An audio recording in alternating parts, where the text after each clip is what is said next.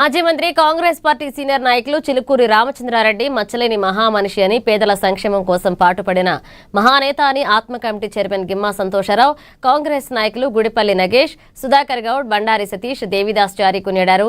ఇక ఆయన 3వ వర్ధంతిని పురస్కరించుకుని పట్టణంలోని కంది శ్రీనివాసరెడ్డి క్యాంప్ కార్యాలయంలో నిర్వహించిన కార్యక్రమంలో సీఆర్ఆర్ చిత్రపటానికి కాంగ్రెస్ శ్రేణులు పూలమాలలు వేసి నివాళులర్పించారు.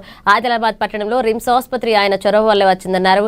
పేదలకు ఇండ్లు, ఇళ్ల పట్టాలు ఇప్పించారని ఆయన సేవలను కొనియాడారు. సంక్షేమార్థం నిత్యం కష్టపడుతూ ప్రజలకు సేవ చేయడమే ఆయన ముందున్న ప్రధాన ఎజెండాగా పెట్టుకొని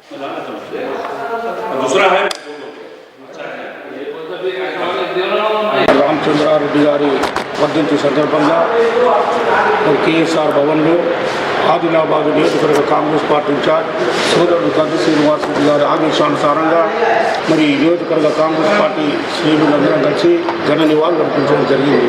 రామచంద్రారెడ్డి గారు ఆదిలాబాద్ జిల్లా పూర్వ జిల్లా రాజకీయాల్లోనే రాజకీయ దురంధుడిగా పేరు తెచ్చుకొని మరి ఆదిలాబాద్ జిల్లా పార్టీ అభివృద్ధితో పాటు మరి ప్రజల సంక్షేమార్థం నిత్యం కష్టపడుతూ ప్రజలకు సేవ చేయడమే ఆయన ముందున్న ప్రధాన ఎజెండాగా పెట్టుకొని ప్రజల సమస్యల పరిష్కారానికి నిరంతరం కృషి చేసినటువంటి గొప్ప వ్యక్తి మాజీ మంత్రివర్యులు చిలుకూరి రామచంద్రారెడ్డి గారికి ఉన్నది.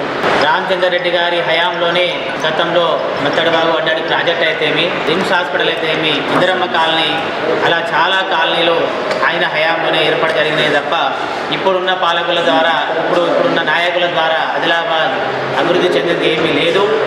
ఏది ఏమైనప్పటికీ కూడా గౌరవనీయులు ఆదిలాబాద్ కాన్స్టిట్యున్సీ ఇన్ఛార్జ్ కంది శ్రీనివాసరెడ్డి గారి నాయకత్వంలో రాబోయే రోజుల్లో ఆదిలాబాద్ని మరింత అభివృద్ధి పథంలో నడిపించుకునేటట్లు చేస్తామని తెలియజేస్తూ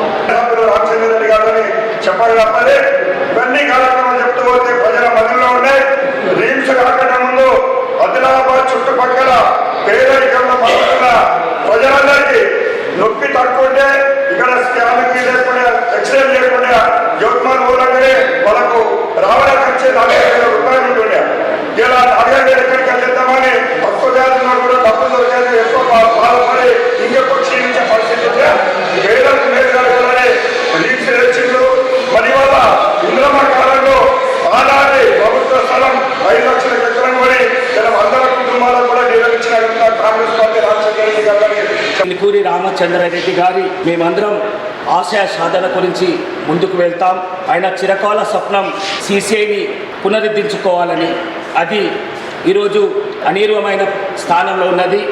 దాన్ని తప్పకుండా కంది శ్రీనివాసరెడ్డి గారి నేతృత్వాన పోరాటం చేసి తిరిగి పునర్నిర్మాణకు రీచేస్తూ గతంలో పంటలు ఎండిపోతే మత్తడి వాగు ప్రదాత చిలుకూరి రామచంద్రారెడ్డి ఈరోజు వేల ప్రాణాలు అందుబాటులో ఉన్న హాస్పిటల్, రిమ్స్ హాస్పిటల్, మంచి మంచి నాయకుల్ని తయారు చేసిన మా గాడ్ ఫాదర్ మరి రాజకీయ గురువు మరి రామచంద్రారెడ్డి గారికి ప్రగాఢమైన నివాళులు అర్పిస్తూ ఒక మంచి నాయకుడు మన మధ్యలో లేనప్పటికీ మరి ఆనాడు ఉమ్మడి జిల్లా అభివృద్ధి కొరకు ఏ విధంగా పాటుపడ్డాడో ఇటువంటి రాజకీయ నాయకులు మన ఆదిలాబాద్ జిల్లాలో కరువుగా చెప్పవలసిన సందర్భం.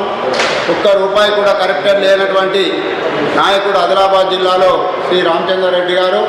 తన ఆశయాలను ఏవైతే మనం సాధించామో అయినా ఉన్నప్పటి శాసనసభ్యుడు ఉన్నప్పుడు కూడా మరి ఆదిలాబాద్ గిరిజన, అర్జన, వెనుకబడిన ప్రాంతంగా గుర్తింపు ఉన్నటువంటి సందర్భంలో రామచంద్రయ్య